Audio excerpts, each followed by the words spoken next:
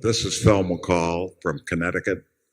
I wondered if you could comment on a subject I don't think you like to talk about very much, which is intrinsic value and the evolution over the past 10 or 12 years of going to off and on, but giving us in investments and then giving us the operating income and suggesting that might be a good guide to us. I find it extremely helpful. I'm not sure other people do when looking out the 20 years you're talking about, looking ahead on both those two parts.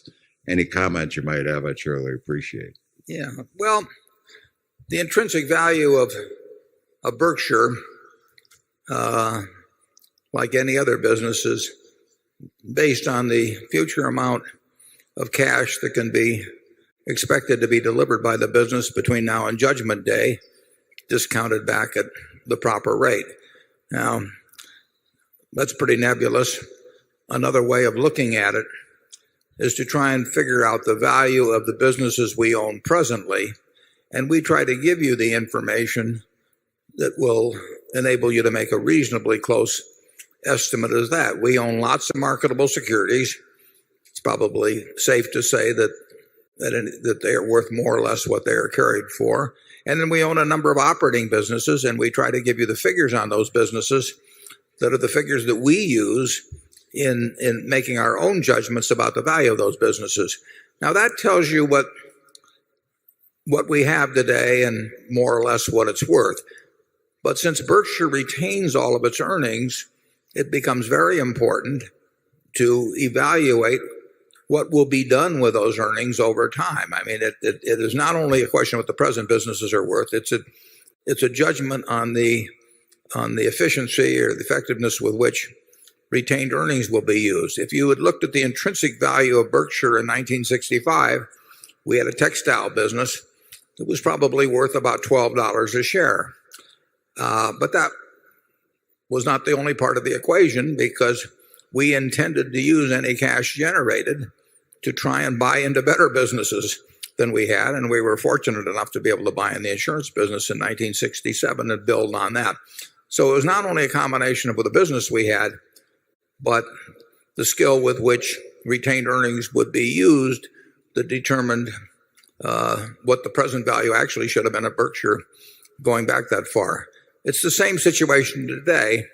We will put to work billions and billions of dollars this year, next year, the year after.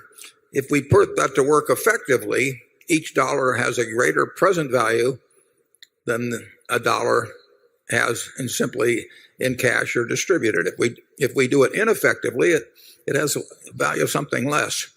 The businesses today, we have whatever the figure is in the annual report, roughly $80,000 in marketable securities. If our insurance business breaks even, that $80,000 is free to us in terms of using it. And we have a group of operating businesses, and we show their earnings in the report, and we're going to try and add to those, and they'll try to add to their earnings.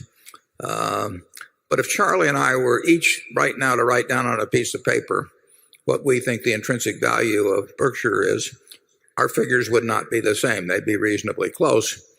I think with that, I'll turn it over to Charlie.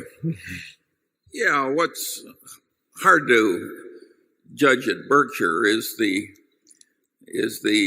likelihood that you'll have anything like the past to look forward to in the future. Berkshire has gotten very extreme in terms of investment results. In fact, it's gotten so extreme that it's hard to think of another similar precedent in the history of the world.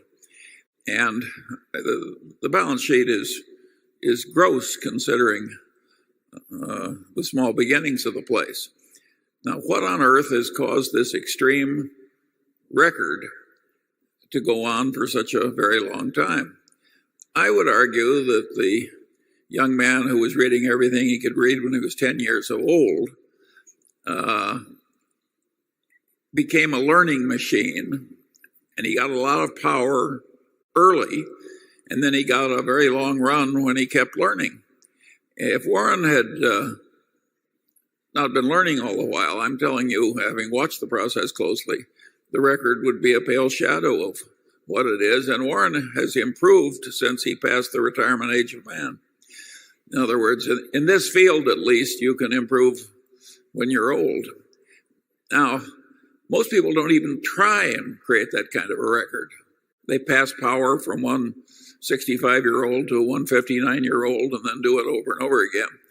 But you get an enormous advantage from practice in this field.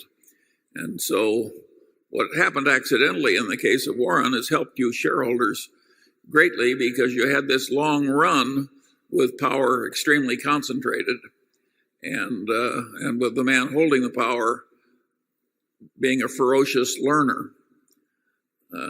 Our system ought to be more copied than it is. This idea of